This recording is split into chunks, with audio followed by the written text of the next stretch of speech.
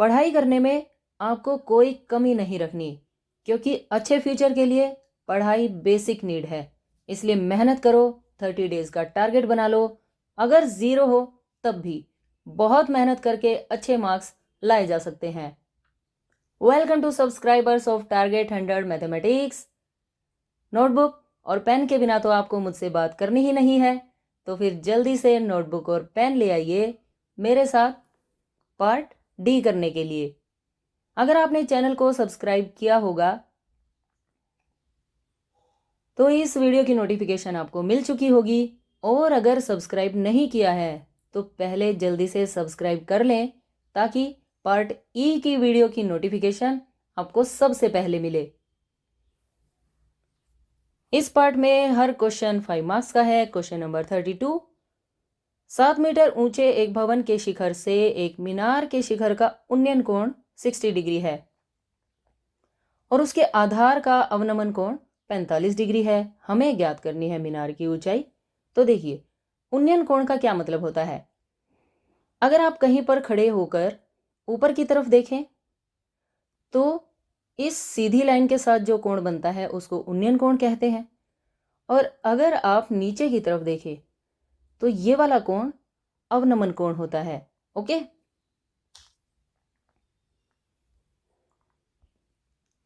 अब देखिए, यह है इस क्वेश्चन का डायग्राम। 7 मीटर ऊंचा एक भवन है, यह है ए बी 7 मीटर, यह है भवन, और यहां पर खड़े होकर एक मीनार के शिखर को देखा जा रहा है। यह कोण है 60 डिग्री, और जब हम इसके आधार को देखते हैं तो यह कोण है 45 डिग्री। हमें बतानी है ये मीनार की ऊंचाई यहां से यहां तक। ये क्वेश्चन मार्क है। अब बिल्कुल सिंपल सी बात है, जितनी साइड ये ए बी है उतनी साइड ई डी है। अगर ये 7 मीटर है तो ये वाला पोर्शन भी 7 मीटर होगा, यानी हमें सिर्फ सीई को फाइंड करना है और उसमें 7 को ऐड कर देना है। ओके, तो सबसे पहले आप लिखेंगे भवन की ऊंचाई A B is equal to 7 metre. इसे मैं कोण 1 और इसे कोण 2 लिख देती हूँ। एंगल 1 की वैल्यू है 60 डिग्री, एंगल 2 की वैल्यू है 45 डिग्री। ओके, और ए बी ई डी आपस में इक्वल होंगे 7 मीटर,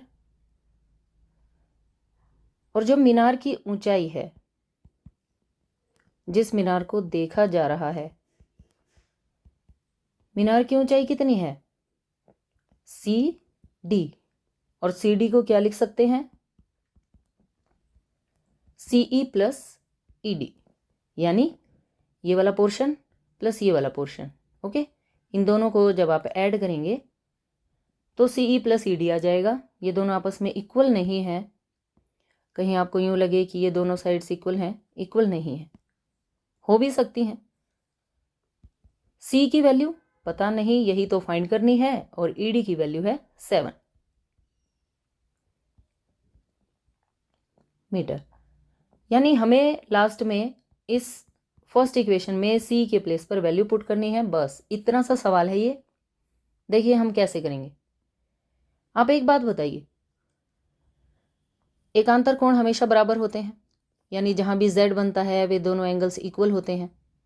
यहां पर z कहां बन रहा है, ध्यान से देखिए, ये लाइन, ये वाली लाइन और ये वाली।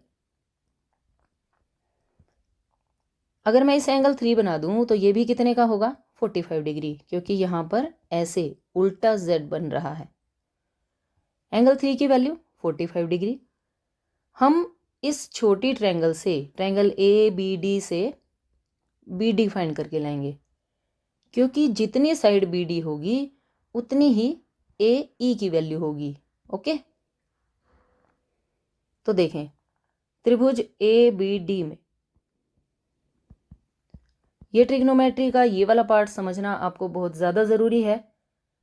जिस साइड की आपको वैल्यू फाइंड करनी होती है वो न्यूमरेटर में लिखी जाती है, जो आपको पता है वो डिनोमिनेटर में। जिस एंगल की बात चल रही है वो यहाँ। अब बस एक ही बात रह गई कि कौन सा ट्रिग्नोमेट्रिक फंक्शन यूज होगा। इसके लिए आप यूज करेंगे पंडित बद्री प्रसाद हर हर बोल। जिस एंगल की बात चल रही होती है उसके सामने वाली साइड क्या होती है? परपेंडिकुलर, यानी ए बी क्या है? परपेंडिकुलर। तो ऑटोमेटिक ये कौन सी साइड बच गई? बेस। और बी बाई पी, देखिए यहां से बी बाई पी ये होता है sine cos tan. P by P का मतलब कोट, यहां से तो ये आ जाएगा cot 45। B D is equal to cot 45 की वैल्यू 1 होती है, ए बी की वैल्यू 7 और डिवाइड वाले नंबर मल्टीप्लाई में चेंज हो जाते हैं, यानी 7 मीटर। ये वाली साइड कितनी आ गई? 7 मीटर।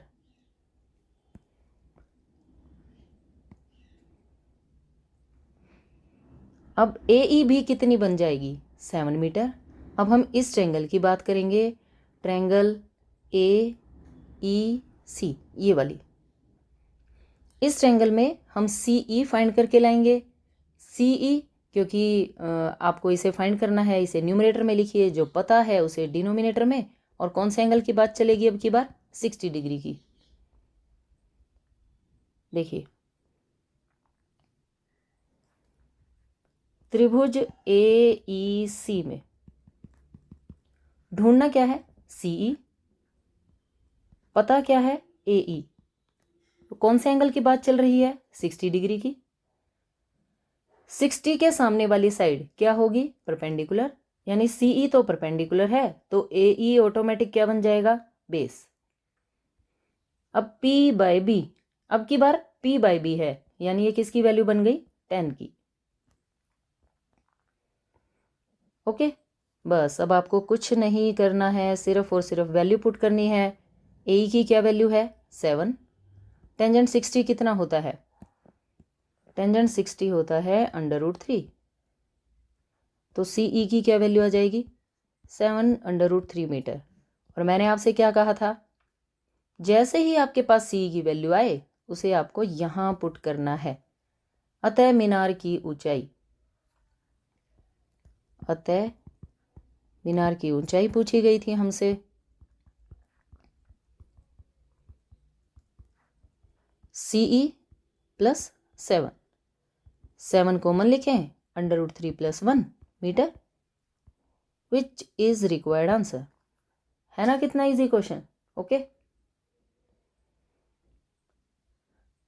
Now question number 33। एक त्रिभुज एबीसी की भुजाएं AB और AC तथा माध्यिका AD एक अन्य त्रिभुज की भुजाएं PQ और PR माध्यिका PM के क्रमशः समानुपाती हैं। इसका मतलब ये है इनकी रेशो सेम है। हमें ये शो करना है कि ये दोनों ट्रायंगल्स सिमिलर हैं। बड़ा ही इजी सा क्वेश्चन है, देखिए ध्यान से। ये हैं दो ट्रायंगल्स, इसमें आप क्या लिखेंगे? दिया है जो भुजाएं समानुपाती हैं, जिनकी रेशो एक जैसी है, सबसे पहले हम वो लिखेंगे। क्या दिया है? AB divided by PQ, this side divided by this side is equal to BC divided by QR। ये वाली साइड है BC, ये वाली QR। और माध्यिका AD PM, ये वाली साइड की रेशो इस साइड के साथ। ओके, ये सभी रेशोज इक्वल हैं। बस इतनी सी बात गिवन है और हमें इन दोनों ट्रायंगल्स को सिमिलर प्रूव करना है। अंडरस्टैंड? तो देखिए इसका प्रूफ यानी प्रमाण। सबसे पहले जो गिवन है आप उसे एज इट इज लिखेंगे। This is equal to ADPM। अब ये जो BC है, आप इस BC को क्या लिख सकते हैं? हम इस BC को लिख सकते हैं हाफ ऑफ BC को नहीं, इस BD को लिख सकते हैं हाफ।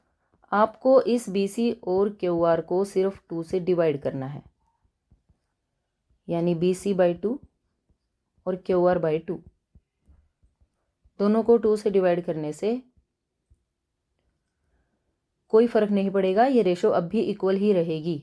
लेकिन AB PQ as it is. अब BC का हाफ, ये देखिए ये BC है, इसका हाफ क्या है BD, ये QR है, इसका हाफ क्या है ये वाला हिस्सा सिर्फ QM। तो BC का हाफ मैंने लिखा BD और QR का हाफ मैंने लिखा QM। ये AD और ये PM एज इट इज। इस बात का ये मतलब है कि ट्रायंगल ABD सिमिलर है ट्रायंगल PQM के। कैसे पता लगा, देखना, इस साइड का रेशो इस साइड के साथ, ये इतनी सी BD का रेशो QM के साथ, और ये वाली लाइन जो माध्यिका है इसका रेशो इसके साथ। तो ये छोटी ट्रायंगल इस छोटी ट्रायंगल की क्या हो गई, सिमिलर। इस बात का मतलब एंगल 1 किसके इक्वल हो जाएगा, एंगल 2 के, CPCT। This implies angle 1 is equal to angle 2.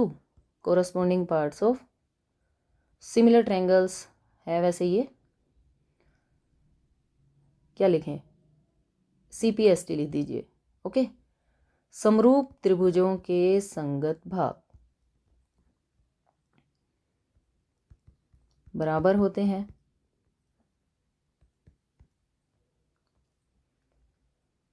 अब देखिए त्रिभुज ABC और त्रिभुज PQR में, ये देखें ये कंप्लीट त्रिभुज और ये कंप्लीट त्रिभुज, इन दोनों त्रिभुजों में हमें दो साइड्स का रेशो तो इक्वल दे रखा है, ये वाला और ये वाला, और एंगल 1 को हमने एंगल 2 के इक्वल प्रूव कर दिया।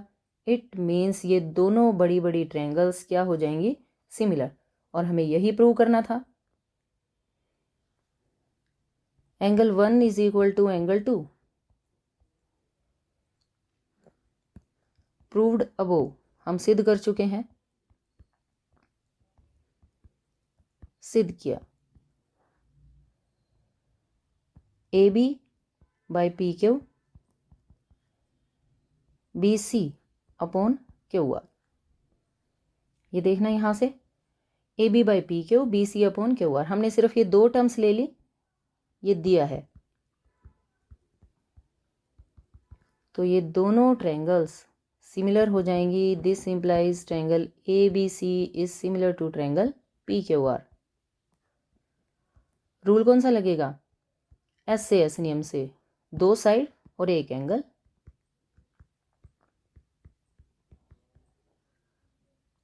हैंस प्रूव, यही हमें प्रूव करना था। इसी के साथ ये थ्योरम प्रूव हो गई है। बिल्कुल सिंपल सी बात है, जो गिवन है आपको वहाँ से शुरू करना है, बीच वाली टर्म को 2 से डिवाइड करना है और उसका मीनिंग लिखना है। वहाँ से आप एंगल्स इक्वल ले आएंगे और दोनों ट्रायंगल्स की सिमिलरिटी में इस एंगल को यूज करेंगे। ओके,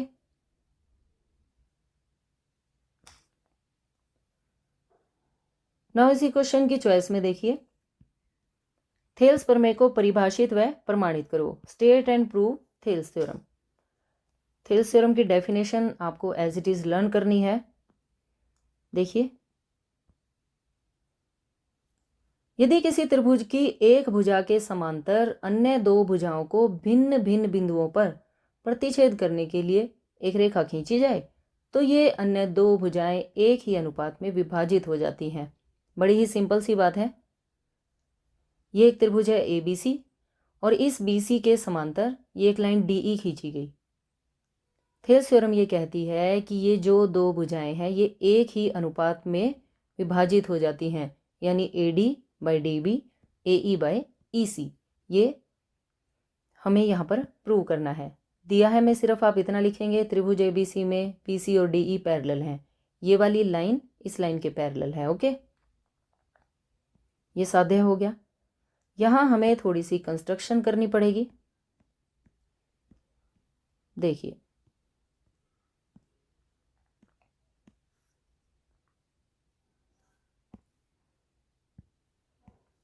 कंस्ट्रक्शन में आपको क्या करना है, बीई और सीडी को मिलाना है, यानी ऐसे डॉटेड लाइन में आप मिलाएंगे बीई को सीडी को, और डी से ए सी पर, ए सी कहिए या ए ई कहिए, इस पर आपने परपेंडिकुलर डालना है, ये इसका नाम लिखेंगे एम। सिमिलरली ई से भी आपको एक परपेंडिकुलर डालना है, ये 90 डिग्री बनेगा, इसका नाम है ई एन। इसका प्रमाण करने के लिए एक सिंपल सी बात आपको समझनी है कि एक त्रिभुज का क्षेत्रफल होता है 1/2 गुणा आधार गुणा लंब, 1/2 इंटू बेस इंटू हाइट। इस रूल का यूज करके हमें इस त्रिभुज का क्षेत्रफल, इसका एरिया फाइंड करना है। क्योंकि इसमें 2 परपेंडिकुलर हैं, इसलिए 2 आधार भी होंगे, और इसलिए इस त्रिभुज का क्षेत्रफल आप 2 तरीकों से ढूंढ सकते हैं, और वो दोनों ही तरीके हमें लिखने हैं। ओके,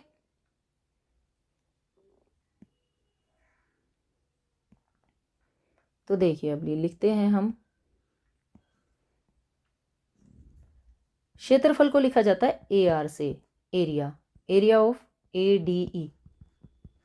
1/2 बेस इंटू हाइट होता है। देखना आप ध्यान से, अगर ये बेस है ए डी, तो हाइट क्या है, ये वाली हाइट है, तो 1/2 A D into E N. ये तो हमने एक बेस और हाइट से एरिया ढूंढ लिया। आल्सो इसी ट्रायंगल का एरिया दूसरा तरीका भी आपको लिखना है, दूसरे बेस और दूसरे हाइट से। अगर बेस है ये वाला ए ई, इस साइड बेस है ए ई, तो हाइट कितनी हो जाएगी, डी एम, तो 1/2 into A E into D M. Okay, अब हमें जो नीचे की तरफ ये 2 ट्रायंगल्स बन रही हैं, area of B D E, इस ट्रायंगल का एरिया फाइंड करना है इस वाले पोर्शन में। यहां भी हम यही रूल अप्लाई करेंगे, 1/2 बेस इंटू हाइट। अब इस ट्रायंगल की हाइट कहाँ है, इस ट्रायंगल की हाइट है, इस ट्रायंगल की हाइट है ये वाली। देखिए, अगर कोई ट्रायंगल ये है और आपको इसकी हाइट चाहिए, तो आप क्या करेंगे, इस पॉइंट से परपेंडिकुलर डालेंगे, तो हमें ये बेस को थोड़ा सा आगे बढ़ाना पड़ेगा, पर हाइट यही रहेगी और बेस यही रहेगा ओरिजिनल वाला, ये वाला बेस नहीं होता। ओके, तो ये बेस और ये हाइट, ये वाली बात हम इस ट्रायंगल में लगाएंगे। बेस कौन सा है, ये वाला बी डी, और इसकी हाइट कौन सी है, ये वाली, तो 1/2 into B D into E N. इस बात का आपको ध्यान रखना है। सिमिलरली हम एरिया फाइंड करेंगे सी डी ई का। अब सी डी ई देखिए कौन सी है, ये सी डी ई। इस ट्रायंगल का एरिया हमें फाइंड करना है। अब इस ट्रायंगल में बेस कहाँ है, यहाँ, और इसकी हाइट कहाँ है, हाइट है ये वाली, अंडरस्टैंड, डी एम, तो 1/2 इंटू सी ई इंटू डी एम। बस ये एरिया आपको बहुत ध्यान से कैलकुलेट करने हैं। अब सिर्फ आपको रेशो बतानी है, area of A D E divided by area of B D E is equal to, इन दोनों एरिया को डिवाइड करना है, 1/2 A D E N, 1/2 B D E N. जो टर्म्स कैंसिल हो जाएंगी, यानी ये दोनों और ये वाली, उन्हें कैंसिल करने के बाद लिखेंगे A D by B D. Okay, इसे बना दें आप फर्स्ट इक्वेशन, और अब इन दोनों एरिया को डिवाइड कर लें, यानी area of A D E divided by area of C D E. यहाँ भी टर्म्स कैंसिल हो जाएंगी, A D M C E D M, ये दोनों कैंसिल, ये दोनों कैंसिल, ए ई बाय सी ई, ये बन गया। इसे लिखेंगे सेकंड इक्वेशन, अब एक बात देखिए, ये वाली त्रिभुज, एक तो ये वाली त्रिभुज, ये BED, ये वाली त्रिभुज और ये वाली, इन दोनों त्रिभुजों की क्या खास बात है? इन दोनों त्रिभुजों की ये खास बात है कि ये दोनों त्रिभुजें एक ही आधार, ये तो है आधार DE, एक ही आधार और समांतर रेखाओं के बीच में स्थित है। यानी इन दोनों का एरिया क्या होना चाहिए? इक्वल होना चाहिए। ओके,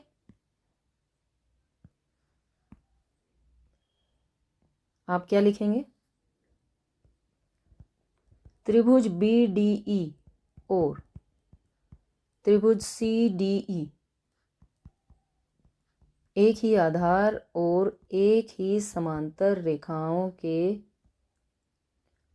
एक ही आधार और एक ही समांतर रेखाओं के बीच में स्थित है। इसलिए इन दोनों का एरिया क्या होगा? इक्वल। अतः area of BDE is equal to area of CDE। बस इसी के साथ ये थ्योरम खत्म हो गई है। कैसे? ये देखिए, BDE का एरिया CDE के एरिया के इक्वल, और हमने इन दोनों की रेशो एक ही ट्रायंगल के साथ कैलकुलेट की, वहां से हमारे पास ये बातें आई हुई हैं। इट मीन्स, अतः AD बाई BD इक्वल होना चाहिए AE बाय CE के। हैंस प्रूव, यही हमें सिद्ध करना था। देखिए टू प्रूव में जाके, AD by DB AE by EC। Okay, तो आसान सा सवाल है, सिर्फ आपको ये 4 एरियाज ध्यान से कैलकुलेट करने हैं। इस ट्रायंगल का एरिया 2 बार कैलकुलेट होगा, एक बार इसका एक बार इसका, और आपको अच्छे तरीके से इन्हें डिवाइड करके और ये एक थ्योरम यूज करनी है, आंसर आ जाएगा। ओके, नाउ नेक्स्ट क्वेश्चन, बड़ा ही अच्छा सवाल है। ऊंचाई और व्यास दे रखा है एक बेलन का। इस बेलन में से इसी ऊंचाई और इसी व्यास का एक शंक्वाकार खोल काट लिया जाता है, और जो बच गया उस ठोस का निकटतम वर्ग सेंटीमीटर तक पृष्ठीय क्षेत्रफल ज्ञात करना है। ये सेंटीमीटर है, ये मीटर है, थोड़ा सा आपको ध्यान रखना है। देखिए कैसे, ये है बेलन, इसका व्यास कितना है? 1.4 कह सकते हैं आप, क्योंकि पॉइंट के बाद 0 की कोई वैल्यू नहीं होती, और इसकी हाइट है 2.4 सेंटीमीटर। अभी तो स्टेटमेंट में मीटर लिखा था, देखिए स्टेटमेंट एक बार फिर से, मीटर सेंटीमीटर, सेंटीमीटर सेंटीमीटर, तो ये गलत है, यहां पर सेंटीमीटर आएगा। ओके, स्टेटमेंट, बेलन की ऊंचाई h is equal to 2.4 centimetre, जो व्यास है वो 1.4 सेंटीमीटर है। इस बेलन में से इसी ऊंचाई और इसी व्यास का एक शंकु काट लिया गया, शंकु काट लिया गया तो ये वाली शेप बनेगी, और हमें इस बचे हुए ठोस का क्षेत्रफल बताना है, जो बिल्कुल आसान है। देखिए कैसे, सबसे पहले आप त्रिज्या फाइंड करेंगे। व्यास का आधा त्रिज्या होती है, 1.4 को 2 से डिवाइड करेंगे तो 0.7 आ जाएगा। अब ये जो बचा हुआ ठोस है, इसका पृष्ठीय क्षेत्रफल कैलकुलेट करने का ये मतलब है कि आप बेलन का वक्र पृष्ठीय क्षेत्रफल ढूंढें। बेलन का वक्र पृष्ठीय क्या होता है? 2πRh प्लस ये जो शंकु वाला पोर्शन है, हमें इसका भी वक्र पृष्ठीय क्षेत्रफल चाहिएगा, यानी πRL, और ये जो एक सर्कल ऊपर बना हुआ है इसका भी एरिया आपको ऐड करना पड़ेगा, यानी πr²। यहाँ से हमें L नहीं पता, L फाइंड करने के लिए आप ये रूल अप्लाई करेंगे, r² प्लस h² का। r की वैल्यू 0.7 और हाइट 2.4 गिवन है, दोनों का स्क्वायर सम अंडर रूट, 7 का स्क्वायर 49 होता है, 2 के बाद जब आप डेसिमल लगाएंगे तो 0.49 हो जाएगा। 24 का स्क्वायर 576, लेकिन 2 के बाद डेसिमल लगेगा। इन दोनों का सम 6.25 और अंडर रूट जब आप लिखेंगे तो ये बन जाएगा 2.5 सेंटीमीटर। ओके, अब आ गया शेष बचे ठोस का पृष्ठीय क्षेत्रफल। क्या होगा? 2 पाई आर एच, पाई आर एल और पाई आर स्क्वायर, इन सभी का सम। 2 पाई आर एच, पाई आर एल, ये सभी वैल्यूज आपको पता है। यहां पर मैं आपको एक शॉर्ट ट्रिक बताती हूँ। इन सभी में पाई आर कॉमन है, तो आप पहले कॉमन लिख लें ताकि बार बार वो मल्टीप्लाई ना करनी पड़े। यहाँ से एल बचा और यहाँ से आर। ओके, पाई की वैल्यू 22/7, रेडियस की वैल्यू 0.7 है। हाइट का डबल करना है, 2 × 2.4। एल की वैल्यू 2.5 आ चुकी है, ये रेडियस है 0.7। 7/10 लिख सकते हैं हम। 2.4 का डबल 4.8, 2.5, 0.7। ओके, 7 से 7 कैंसिल हो गया। 22/10 है। इन सभी का सम 8.0 आएगा। इस 0 को आप हटा सकते हैं। इन दोनों की मल्टीप्लाई 176/10 और 17.6 स्क्वायर सेंटीमीटर। अप्रोक्सीमेट आप इसे 18 स्क्वायर सेंटीमीटर लिख सकते हैं लगभग।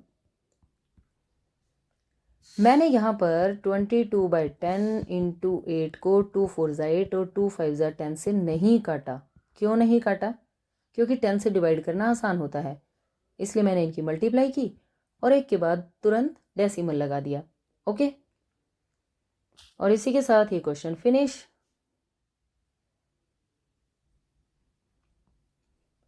Now question number 35। यदि नीचे दिए हुए बंटन का माध्यक 28.5 हो तो x और y की वैल्यू फाइंड करनी है। ये है वर्ग अंतराल और ये है फ्रीक्वेंसी यानी बारंबारता। ये वाला क्वेश्चन आपको सेट जुलाई 2023 सैंपल पेपर 2 में से करना है, जिसका लिंक इस वीडियो के डिस्क्रिप्शन में गिवन है। वहां पर जाकर आप उस वीडियो को फास्ट फॉरवर्ड कर लें 27 मिनट पर। वहां पर यह क्वेश्चन स्टार्ट होगा और इस क्वेश्चन को आपको वहां से समझना है। Okay, thanks for watching. और पार्ट ई के लिए चैनल को सब्सक्राइब करना बिल्कुल ना भूलें। Bye bye, take care.